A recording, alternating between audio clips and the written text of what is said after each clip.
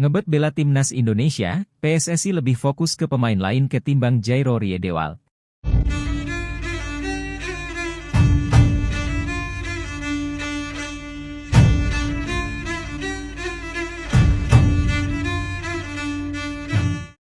Keinginan Jairo Riedewald untuk bisa bermain bagi timnas Indonesia tampaknya tak akan menjadi kenyataan dalam waktu dekat ini. Pasalnya, saat ini, PSSI masih fokus menuntaskan proses naturalisasi Tom Haye dan kawan-kawan. Pengamat dan komentator sepak bola, Roni Pangemanan, menyebut saat ini nama Jairo Riedewald tak masuk ke dalam prioritas PSSI. Terlebih lagi, pemain yang kini merumput bersama Crystal Palace tersebut tak masuk ke dalam daftar nama pemain yang direkomendasikan pelatih timnas Indonesia, Shin Tae-yong ke PSSI. Ropan, sapaan karib Roni Pangemanan, mengaku sudah mengonfirmasi kabar tersebut ke Ketua Umum PSSI, Erick Thohir. Mengutip Erick Thohir, ia menambahkan, jika pemain belum tiba di Indonesia, maka itu belum pasti. Gak usah berbicara yang lain-lain. Tunggu dia datang, salaman, dan makan malam, itu baru pasti, kata Ropan, dalam kanal YouTube Roni Pangemanan. Sebelumnya, beredar kabar bahwa Jairo Riedewald tertarik memperkuat timnas Indonesia. Pemain berusia 27 tahun tersebut saat ini bermain di klub Premier League, Crystal Palace. Kabar ketertarikan Riedewald ini langsung memicu reaksi pencinta sepak bola Indonesia. Mereka langsung meminta kepada PSSI untuk segera menaturalisasi pemain yang disebut memiliki grade A tersebut.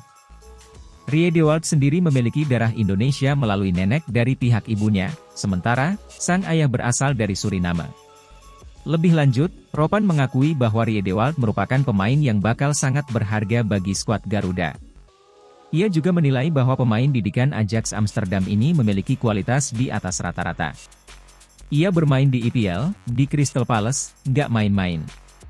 Justin Hubner saja, yang saat ini di tim U21 Wolverhampton Wanderers, itu belum pernah bermain di tim senior, kata Ropan. Nah pemain ini, Riedewald, sudah bermain dengan Crystal Palace, jadi tidak diragukan kalau bicara soal kualitas dan kapasitas seorang Jairo Riedewald ini luar biasa kalau kita bisa mendapatkannya, sambungnya.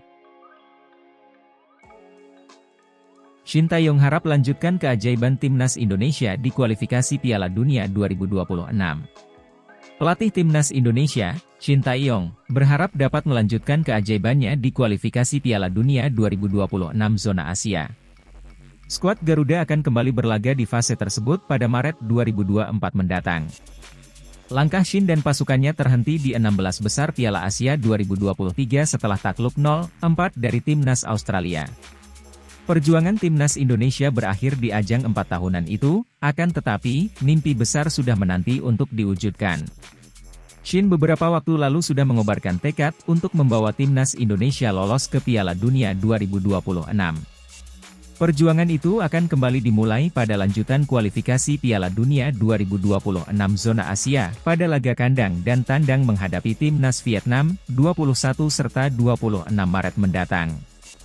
Kans untuk lolos ke putaran selanjutnya masih terbuka lebar. Saya ingin tim ini lolos dari babak kedua kualifikasi, kata Shin dalam wawancara bersama laman Star, dikutip pada Sabtu, 3 Februari 2024. Saat ini, Indonesia menempati posisi juru kunci di grup F kualifikasi Piala Dunia 2026 zona Asia dengan nilai 1 dari 2 laga.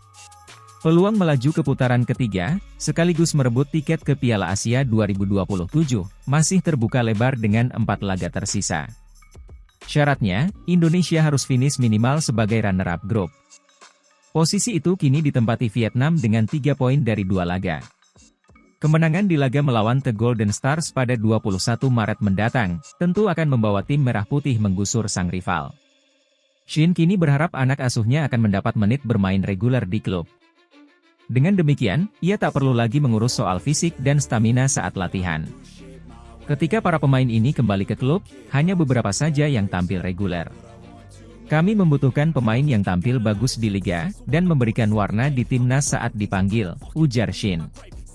Selama ini kami kehabisan waktu karena harus terlebih dulu memperbaiki stamina dan performa pemain, tandasnya. Pelatih Bristol Rovers merasa aneh dengan statistik Elkan Bagot selama ini.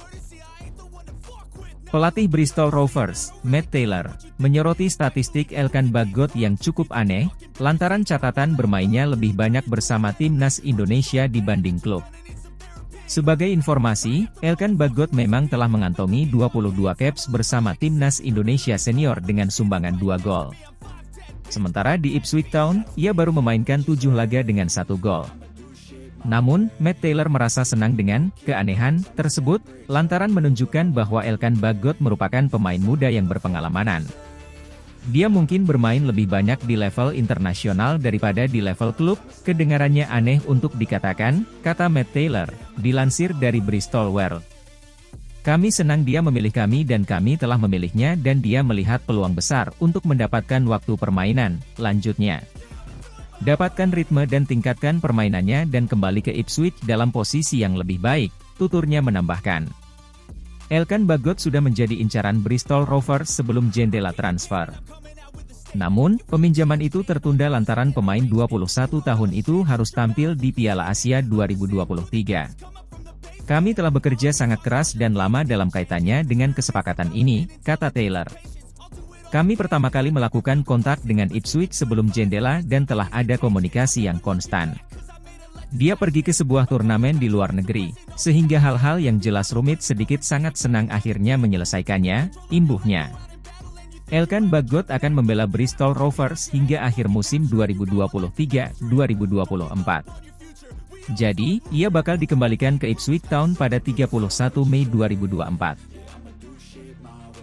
Keinginan Shin Tae-yong mendapatkan penyerang tengah tajam untuk timnas Indonesia belum pudar.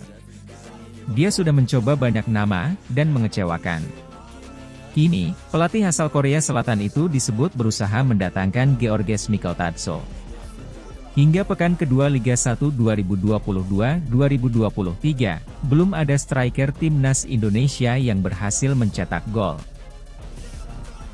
Dimas Drajat bersama Persikabo 1973 dan Dendi Sulistiawan bersama Bayangkara FC sama-sama masih loyo.